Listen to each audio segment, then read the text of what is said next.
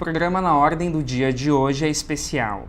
Para debater os rumos da educação brasileira que serão definidos através do novo Plano Nacional de Educação, convidamos um membro da Câmara da Educação Básica do Conselho Nacional de Educação, César Calegari. Tudo bom, professor? Tudo bem. Uma das metas mais polêmicas do Plano Nacional de Educação é destinar 10% do PIB para a educação. É uma meta possível, na sua opinião? É uma meta necessária e tem que ser possível se nós quisermos levar a sério a ideia de fazer com que a educação brasileira seja de fato uma prioridade. Hoje o Brasil investe aproximadamente 5% do PIB, envolvendo todos os investimentos públicos, diretos e indiretos, municípios, estados e governo federal. Para nós chegarmos a 10%, nós precisamos sair dos atuais 120 bilhões de reais que nós estamos investindo hoje em educação para aproximadamente 370 bilhões de reais. Isso é 10% do PIB. E esse dinheiro é importante, primeiro, para você garantir em toda a parte do Brasil, em todos os estados, em todos os municípios, um padrão salarial que possa, de fato, tornar a carreira docente atrativa, né, e que possa manter esses trabalhadores da educação numa condição adequada para o exercício da educação de boa qualidade, né? Então, é claro que isso é necessário. Agora, é um processo gradativo. Não é da noite para o dia que você vai encontrar dinheiro que sai dos 130, 120, 140 bilhões para 370 bilhões de reais. Isso tem que sair de algum lugar.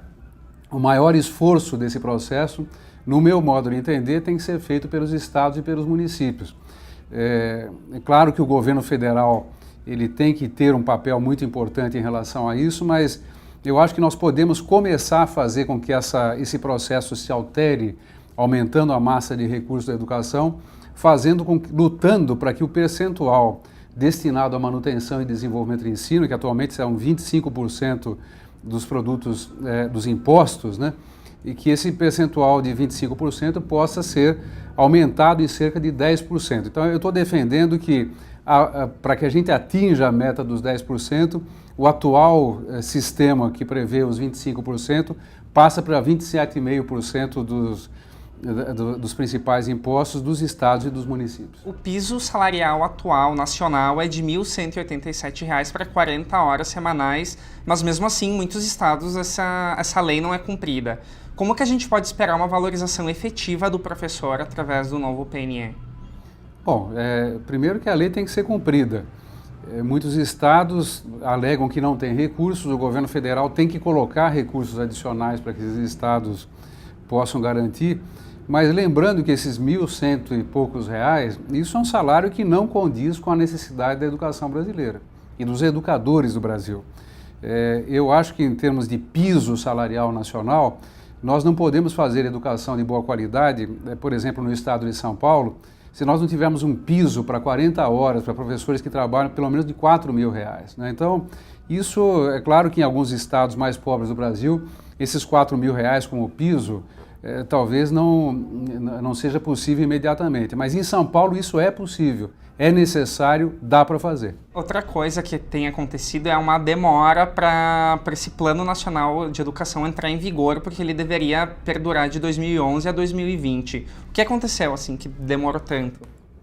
Bom, há de fato um atraso, mas eu gostaria aqui de chamar a atenção por um ponto muito mais importante para nós paulistas do que o Plano Nacional de Educação, é a alteração, a reforma e a adequação dos planos municipais e a elaboração do Plano Estadual de Educação.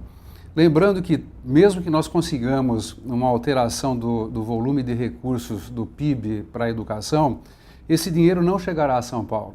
Então, a luta nossa é em relação ao Estado e aos municípios. Então, os planos municipais e plano estadual de educação aqui para São Paulo, isso é uma coisa importantíssima que tem que ser uma luta que tem que ser travada já. O ano que vem é um ano eleitoral, é um ano que particularmente os municípios têm dificuldades de discutir assuntos de relevância estratégica, como é o caso de um plano municipal de educação, mas nós educadores temos um papel muito importante para forçar isso. O Plano Nacional de Educação, para nós de São Paulo, é uma referência em termos de objetivos e metas. Esses objetivos e metas concretas têm que ser materializados no plano estadual e nos planos municipais de educação. Essa é a luta que cabe a todos nós nesse instante. E de todos os planos que se fazem, e o Plano Nacional, inclusive, ele precisa ter uma fiscalização, um controle, para que não se perca no meio do caminho o cumprimento dessas metas. Como que isso é possível? Bom, eu defendo que o Plano Nacional de Educação seja ele próprio uma lei de responsabilidade educacional.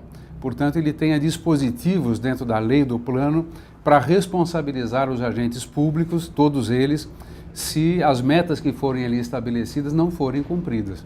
A mesma coisa tem que ser feita em relação ao Plano Estadual de Educação e aos planos municipais de educação. Como o Plano Nacional de Educação ele vai fixar objetivos e metas um tanto quanto genéricas, porque tem que fixar objetivos e metas para o Brasil, no caso do nosso Estado, plano estadual e planos municipais, as metas têm que ser muito claras, muito objetivas, muito tangíveis, a gente precisa enxergar.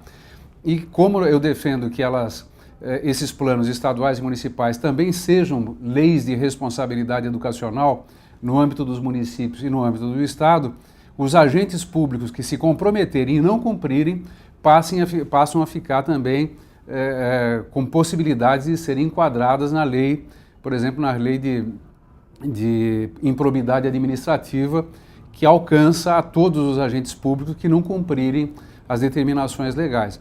Então eu quero apenas insistir que se o Plano Nacional de Educação é algo muito importante para o Brasil, ele é uma tarefa que não se completa por si mesmo. Ele tem que ficar pronto logo para dar início, a partir de então, à elaboração de planos estaduais e planos municipais de educação. Obrigado pela sua entrevista. O programa Na Ordem do Dia fica por aqui. Até a próxima edição.